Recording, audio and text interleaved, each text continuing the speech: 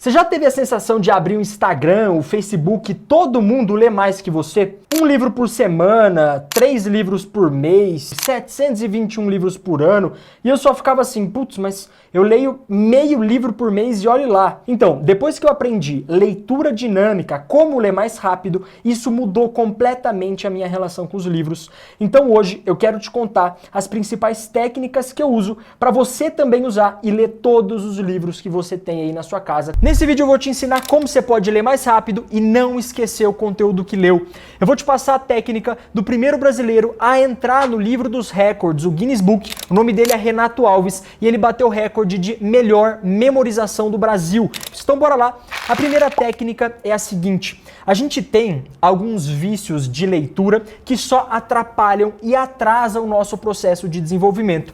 O primeiro é subvocalização. O que isso significa? A gente tenta ler em voz alta. Então, por exemplo, eu estou aqui com o livro O Homem que Calculava e a gente começa aqui, ó. E, tirando de sua bolsa 8 moedas de ouro, entregou-as a Salém, acrescentando. Ou seja, o nosso olho e o nosso cérebro, eles são infinitamente mais rápidos do que as nossas cordas vocais. Por isso que quando a gente vocaliza a leitura, a gente retarda esse processo. A gente faz uma leitura mais lenta do que a gente poderia fazer se a gente acompanhasse com os olhos e com o cérebro. Então, primeira dica, evite a vocalização. Se você quer ter uma leitura um pouco mais dinâmica, um pouco mais rápida, essa é a primeira técnica. Segunda técnica é a técnica das mãos.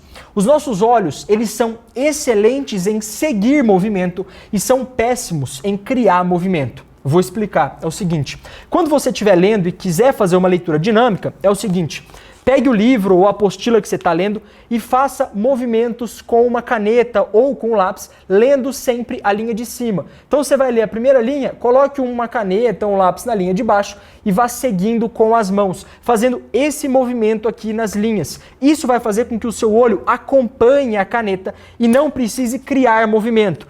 Resumo, o nosso olho, ele não é bom de acompanhar as linhas, ele é bom de acompanhar movimento, ele não é bom de criar movimento, ele é bom de acompanhar movimento, por isso que o movimento deve ser com as mãos, ou com o dedo, ou com um lápis, ou com uma caneta, ou com uma régua, como você achar melhor. Então a segunda dica é: deixe o seu olho acompanhar o movimento e não só criar movimento, beleza? Um ponto importante aqui da gente trazer depois dessas duas técnicas é um mito que a gente vê muito por aí.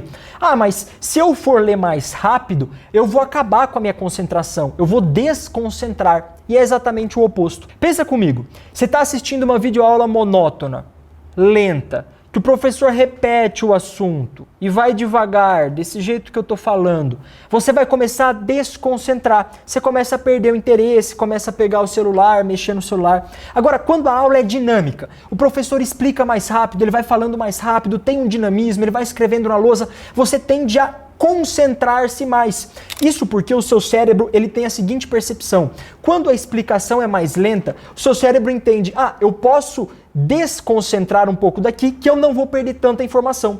Agora, se eu estou fazendo uma leitura mais rápida, o cérebro fala, opa, se eu desconcentrar aqui durante um período pequeno de tempo, eu já perdi muito conteúdo, muita informação. Então, é um mito que a gente deve quebrar, que a leitura mais rápida gera menos concentração, gera desconcentração, e é exatamente o oposto. A leitura mais rápida gera maior concentração, porque o seu cérebro tem uma percepção de, se eu desconcentrar, eu vou perder muito conteúdo, diferente do que acontece numa aula lenta, monótona, que você acaba pegando o celular. Me conta aqui nos comentários, você tende a desconcentrar mais numa aula que o professor fala bem devagar, lento, ou que o professor é mais dinâmico, mais didático, mais rápido? Deixa aqui nos comentários a aula que você tende a desconcentrar mais. Mais uma técnica é a seguinte: quanto mais ressecados estiverem os nossos olhos, pior é a nossa velocidade de leitura. Pensa que a gente consegue ler fazendo o seguinte processo: o nosso olho capta as palavras, o nosso cérebro reconhece a palavra, isso é importante, o cérebro não reconhece frases diretamente, ele reconhece a palavra, ele percebe se aquela palavra está ou não armazenada na memória, e aí sim a gente consegue o entendimento. Então, por exemplo, a gente vê a palavra casa, o seu cérebro vai buscar na sua memória se você tem alguma relação com casa, se casa é uma palavra familiar melhor para você. Se ela é, a sua leitura vai fluir. Então aqui é importante 2 pontos. Primeiro, você precisa ter repertório. Então fazer leituras de outros assuntos, livros de outros assuntos, para que você crie repertório, para que as palavras comecem a soar mais familiares para você. E o outro ponto é, o olho é por onde a gente vai receber aquela informação visual do texto. As palavras, elas são captadas primeiro pelos nossos olhos, depois elas são transmitidas para o cérebro. Qual que é o lance? A gente precisa piscar de 5 em 5 segundos pelo menos, para que o nosso olho fique com uma lubrificação satisfatória para a leitura fluir num ritmo bom. Ocorre que hoje em dia, cada vez mais a gente tem optado por ler em telas, celular, notebook, computador, e as telas fazem com que a gente pisque menos. A gente fica mais aqui, ó, com o olho aberto, e isso não é bom. Mais um mito que a gente quebra. Ah não, mas se eu ficar ali com o olho aberto, focado, concentrado, eu vou ler mais rápido. Negativo. Isso é bom talvez para um vídeo, que aí você não vai perder nenhum take do vídeo, você está ali focado. Mas para a leitura, para que ela flua num ritmo bom, seu olho não pode ressecar. Você precisa piscar de 5 em 5 segundos.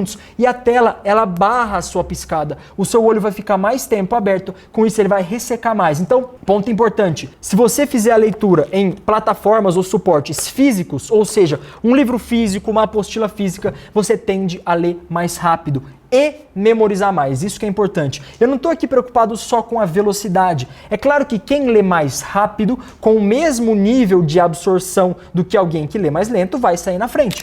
Pensa que 2 pessoas têm 2 horas de estudo por dia. Se a absorção de conteúdo for igual, quem lê mais rápido vai avançar mais no conteúdo, claro. Então, a velocidade ela é importante. Eu quero que você tenha mais velocidade nos estudos, por isso que eu estou explicando essas técnicas aqui. Mas a absorção também é fundamental para que você não esqueça o que você leu.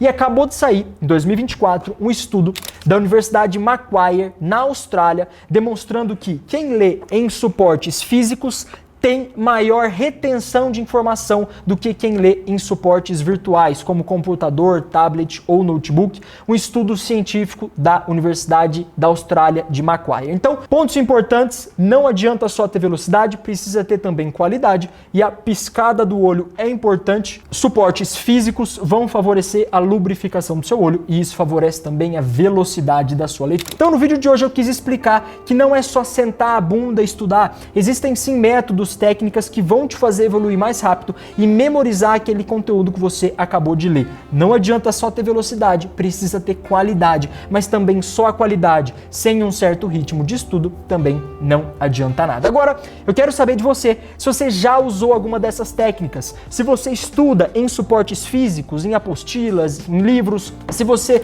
usa o movimento das mãos para que o seu olho acompanhe o seu movimento com as mãos, assim ó, linha por linha, ou se você está fazendo com que o seu olho crie movimento. E lembra, ele não é tão bom nisso, ele é bom de acompanhar movimento e não de criar movimento. E último ponto, ponto importante, se você ainda precisa vocalizar tudo que você lê, isso está tirando um pouco da velocidade do seu estudo. Não esquece, deixa aqui nos comentários se você já usou alguma dessas técnicas. E se você gostou do conteúdo desse vídeo, não esquece, deixa o seu like para continuar recebendo conteúdo sobre como estudar para concurso público, sempre baseado na neurociência, em estudos publicados, para que a gente tenha maior eficiência quando estivermos estudando para concurso público. E se você gostou desse vídeo e quer continuar recebendo conteúdo sobre como estudar para concurso público do jeito certo, usando a neurociência a seu favor, clica no botão inscrever-se e deixa o seu curtir no vídeo. Isso vai fazer com que você continue recebendo esse conteúdo e que eu tenho certeza vai ajudar demais na sua jornada rumo à aprovação.